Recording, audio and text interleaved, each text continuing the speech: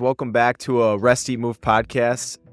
We're back for another Rest Eat Move podcast episode, and this one has actually some meaning behind it, and it's also going to have multiple different layers inside of it. And it came from a question that I had from a parent about, should I give my kid creatine powder? So we're going to talk about creatine powder. We're going to also make the connection between that and some other quick fix, easy options that are trending, and really try to come back to this equation of how do we get the best long-term results without taking some of these shortcuts. So today, as we talk about creatine, Dad, you've been in this space for a long time. You were telling me before you started, you've taken creatine before. It was a short period of time just to see what it would do, but give the listeners a little backstory of your experience around creatine. I'll go back in time. My first bodybuilding contest was in 1985, and I was told to take all the branched chain aminos, and I really didn't know what I was doing. But I got in great shape, and I ballooned up to 232 pounds. I bulked up, and then I cut down, and I competed at 171. So I lost over 60 pounds, and I looked great on stage, but it was miserable.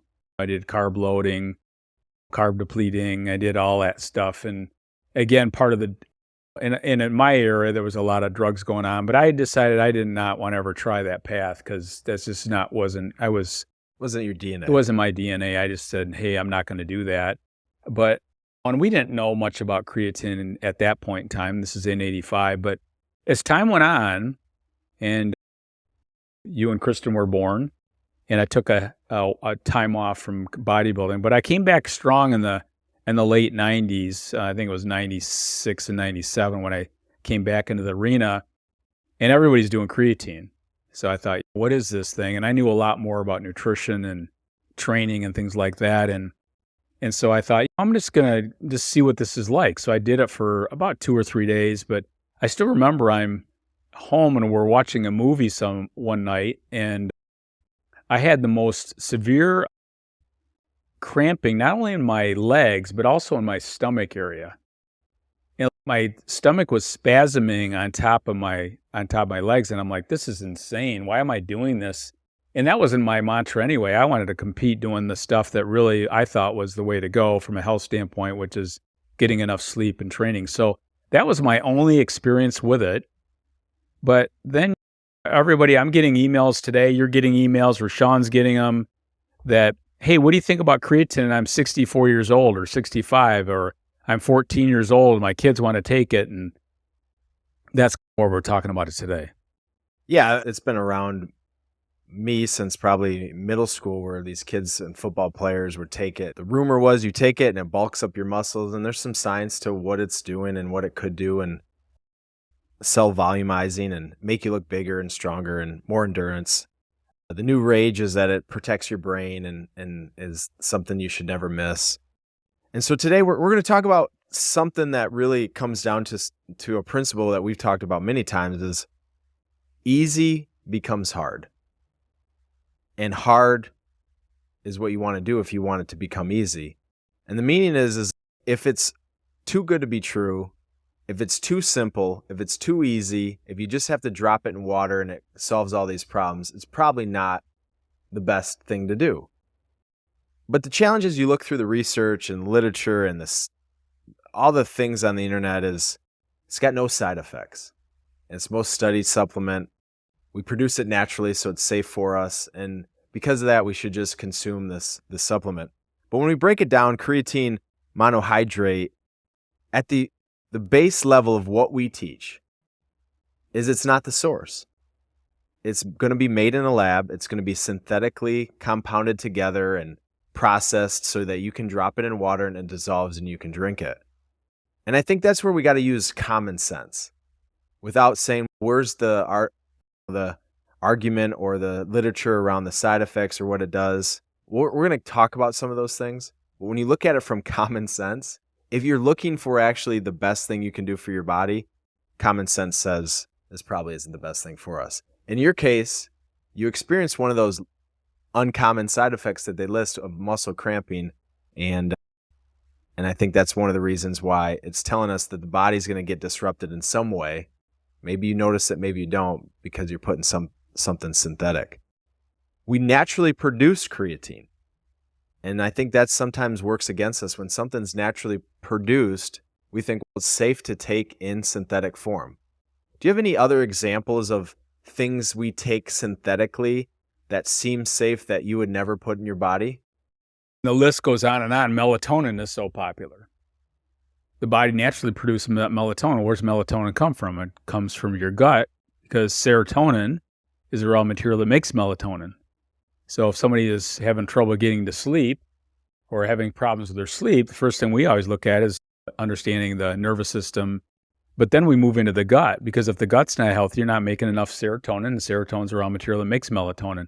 So that's a very popular, hey, I'm just going to take melatonin. Now we realize that melatonin is almost impossible to titrate. It's the dosage it's hard to know what's right or wrong. How do you know what? And then you get dependent on it, and the body stops producing it naturally. Yeah. And now Again, back to statin medications that lower cholesterol.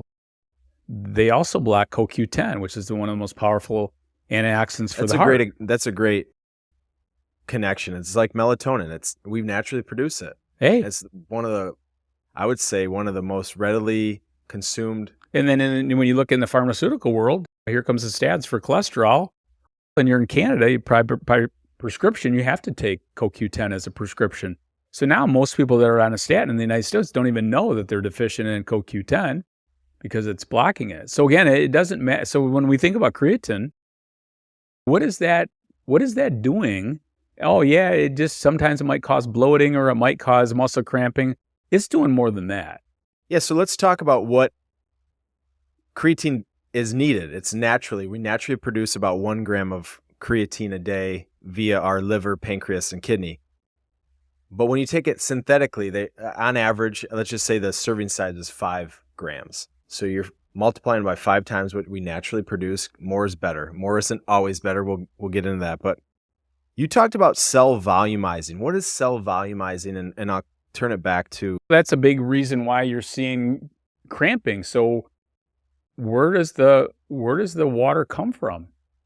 So cell volumizing means we're adding water to the cell. Yeah. And so again, back to, you're going to have some type of imbalance somewhere. So when you get a muscle cramping, is it your electrolytes now are out of balance? Is it the water out of balance? Something's out of balance to cause that severe cramping or the severe bloating. So again, we have to wake up and step one is, what does it do and why do we need it? And so why the body's naturally producing it? Well, it's no different than melatonin. Now we're going to start messing with the dose.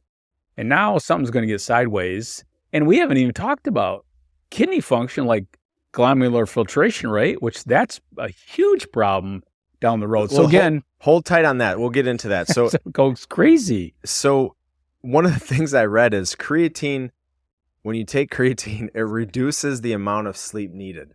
I read this on one of the articles. And so I think what ends up happening here is it definitely does have a role in how it communicates at the cell level. It's really trying to create more cellular energy is the marketing term. The way it's doing it is cell volumizing, right? Mm-hmm. But there is a side effect of doing that synthetically, correct? Yes. And one of the side effects you experienced was muscle cramp. The other side effect we hear about is upset stomach, bloating, and then the other thing is dehydration, which goes hand in hand with the muscle cramping. So again, those sound like they're little baby side effects. Yeah, nothing. But if they're upsetting my gut, then everything's in the gut. So now we're looking at dopamine, serotonin, neurotransmitters, melatonin, all the stuff that comes with the gut. Oh, it's just a little side effect. What's going to happen a year from now or 2 years from now or whatever? You don't know. So again, some of these young athletes, they're not thinking that way.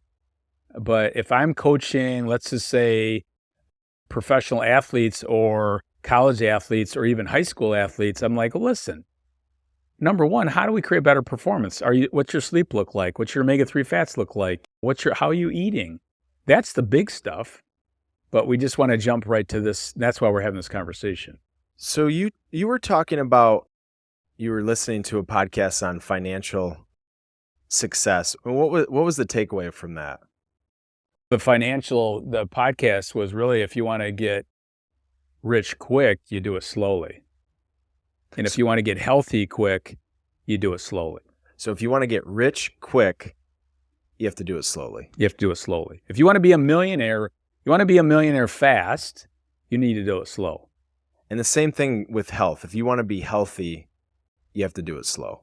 And again, the point of this is you're building foundational wealth and foundational health. And that doesn't disappear. But you try to do it fast, it disappears. So as we talk about creatine, it's a lot consumed, I would say, by males, probably some females, but it has something to do, for the most part, with sports performance. Or we're starting to see an older population, your age, where you don't want to lose the edge. You want to lose the edge. What would you say to that person that says, I'm not worried about 5 years down the road, 10 years down the road, I got to make my team today, or I want to break that record or get that scholarship? You can see how the psychology of get there slow, I don't have time. Again, one of the mindsets I had in bodybuilding was that I felt like I could do it a different way, in a better way, in a sense from a health standpoint. So when I first competed, I looked great on stage, but I really wasn't at my peak health. And so I realized very quickly that as I learned more, I thought to myself, how can I go in there and be the best I possibly can be? And again, look great, everything else, but also have my health. And that really struck a nerve to me. Okay, you can do this. And not only did that, I was beating the people that were doing all the other stuff. At one point, though, did it feel like it was harder? I didn't know. Again, part of the journey and all this stuff is that the hardness, makes it interesting. I just felt like there was no other way to do it, but I wanted to do it. I didn't want to feel like at the end, I didn't turn every stone over. And so if I was turning every stone over, whether I won or lost or took second or fifth or whatever, it didn't matter because I knew I was really focusing on getting good sleep and the eating and all the stuff that went with that. So I think that's what we're losing today. I was listening to Djokovic in Wimbledon, and the guy's 36 years old. The guy's incredible, and he's playing Alcaraz, which is 20. And you're looking at these guys, and you look at Djokovic, and he's not taking any shortcuts. He's doing everything possible. And I guarantee Djokovic is not doing other stupid stuff. He's got good coaches because he's not looking at it short term. He's looking at performance now, but he's also looking at it long term. And I think that's what's missing out there is LeBron James. Look at the guy. The guy's been competing forever. And his number one focus for performance is he focuses on his sleep. Not trying to hack his sleep. Yeah, when you think about creatine, I think the question that I was asked, it's a hard question to answer the way that everyone wants with, give me the 5 reasons not to do it or the 5 reasons to do it. And the reality is it's just not the foundational step. And I think that's what you really said before we got on air that really I think the listeners need to hear is we need to focus on the big foundations first, way before these next small things. And in the case of creatine, we never would recommend it, but it's a small thing. It's a tiny thing. Yeah, and I think that's a good point you're making. I think the big one is that let's just look at the big stuff. Are you doing that? And then the small stuff starts coming in. But if you're not sleeping, you're not hydrating, you're not eating right, are you really eating fruits and vegetables and really high quality fats and stuff? Let's bring it back to these kids, these young athletes that are on TikTok or see the influencer that says there's no side effects, you need to do creatine. And then you ask them a question, are you having breakfast? No. When's the last time you had a piece of fruit? I don't. Do you eat vegetables? I don't like them. Are you sleeping? Well, I go to bed at 12:30 and wake up whenever. Are you exercising? Yeah, when we have to. So at the end of the day, what ends up being uncovered is you're focused on the little bitty thing first because you don't want to do the big thing that actually is going to matter the most. I mean, if I'm training young athletes, and again, pretty much anybody, but the goal is we're trying to create habits and rituals, and you can repeat this over and over and over. And as you start repeating it, you get better at it. And then you could refine it and get better at it and refine it. And I think that's what I would be teaching a 13-year-old or a 14-year-old or a professional athlete, let's look at your rituals. What are you doing day in and day out? I guarantee if you looked at Alcaraz and Djokovic, they're not the tennis players of 10 years ago because their training is completely different. The way they eat is completely different. They're much quicker. They're much more flexible. And that makes their mind stronger. And their tougher. mind, it's everything. So but they're doing the blocking and tackling. And they have that now. They're not only training their body, but they're training their mind. And all that starts to add up over time. Because again, bottom line at the very beginning is the athletes you're training today, what do they really want? And if you ask them, what do you really want? Many of them don't really know what they want, but they see their friends doing X, Y, Z, and do they have to follow the herd? I think everyone's trying to be better than their peers. And they want a little edge. They want to be on the right team. They want to be successful, win the games. And I think the mistake we make is we don't try to be the best version of ourselves. So we compare to others, and then we do what others are doing to say, well, we can do that. I think the biggest competitive advantage, because we know this, most people are not in the gym like they should be. They're not eating the foods that they could be, and they're not getting 8 hours of quality sleep or rest rejuvenation, mentally and physically, that they could have. And so I think that's what I told this group today, these 11, 14 to 16-year-old kids that are probably pretty good in their sport, that you gotta get 1% better each day. One of the things is again, we talk about when I wrote this book, I kept thinking sometimes is, you said this a lot, especially like in golf, but perfecting the ordinary. Why do we think we have to get some shiny new penny every day? Just really get good at that. And then how do you perfect that? In golf, if you have a really good grip, you're probably going to be really good. The last thing people want to dabble with is their grip because it's uncomfortable. Yeah, Mom had a golf lesson last week. I don't know if she told you, but Joe worked on changing her grip and put her hands lower because she never hits the ground. And we played the last before we came home. She goes, my hands are killing me. It's new. It's new. Yeah. And it's how she kept looking at the grip. So you're exactly right. Let's change the grip. Now it might be a little uncomfortable at the beginning, but it's no different in your health. Is what are you doing in the morning? What's your morning ritual? Matthew Cross used to always talk about the first 15%. If you can get that, you're probably going to have a pretty good day. And that doesn't start with creatine. Yeah, that maybe is the last 1%. But another area we talk a lot about, and again, maybe this isn't for but we're seeing so much anti-inflammatory medication. You have to say to yourself, there's got to be a side effect of that.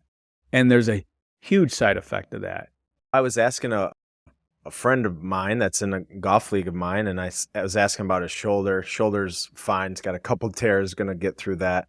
But then he went to his knee, and he said his knee's bothering him, probably going to have surgery. And I said, how are you dealing with it? And everybody responds the same way. I just take 800 milligrams of anti-inflammatory. Yeah. It's like, when did that become common? When did we think that's going to be safe? And it's no different than creatine. You're going to upset the garden of the gut.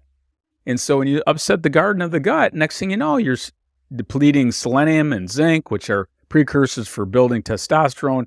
You see how this starts to roll. You're gonna have to work harder. The body's naturally going to want to do what it's meant to do if you put it in the right environment. You want to get your $1 million, you need to do it slow. If you want to get your health, you need to do it slow. You need to build foundations. People don't want to do that, but I would compare A to B, and I could take A and they could be B, and I guarantee we would beat you. Maybe not right this second, but we would be catching you and passing you. Yeah, I think that's the way to end this podcast. As we wanted to get on, it was a relevant question. If you're on social media or the internet at all, it's going to be probably one of the most promoted supplements right now is creatine, male, female, young, old, athletic, non-athletic, all the different benefits. But at the end of the day, before you do anything, even maybe an anti-inflammatory long-term, you got to ask yourself, are you doing the foundations, the big things first? And one last thing here. So I was playing pickleball, I don't know, a week or so ago, and I was up north. and a couple guys found out what we did and blah, blah, blah. And they're, my age or maybe a little older. And and two of them asked me, what do you think about creatine?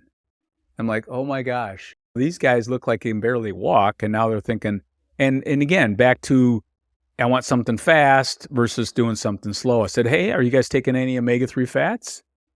They don't even know what they are, but they sure knew what creatine was. They don't know it. Nobody knows what creatine is. But they heard about it. They heard that. Yeah, they heard about it on this podcast. They heard about it in this and that. And the next thing you know, they're asking those questions. So it's rampant out here. And that's the challenge we face every day is like, why does everybody think they, need an energy drink to get through the day? Or why do they think they need to have creatine to have better performance? It never ends. And it's always going to be the shortcut. So again, at the end of this podcast, as we wrap up, taking it from the financial literacy, if you want to be healthy and perform at your best as fast as possible, you have to do it slow. You have to do the blocking and tackling. You have to develop the habits. And when you think about that and you really, really think about it, that's how you're going to get the edge, because that requires work. And you develop a better process. And again, I can't say this enough about like Djokovic, the guy's the best tennis player of all time. It's his process. If you went behind the scenes, he's not doing anything fast. They were talking about what makes him unique on grass. It's his footwork. So if you watch his training, all he's doing is these short little blocky, fast steps. Well, it's not an accident.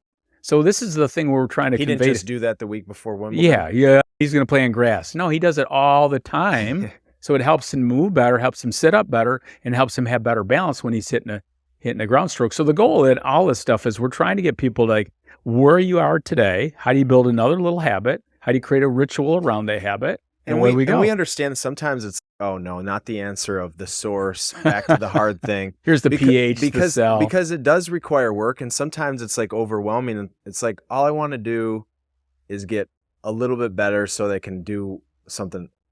We've found that, let's just say creatine gives you a 1%. Let's just say best case scenario gives you a 1% uptick.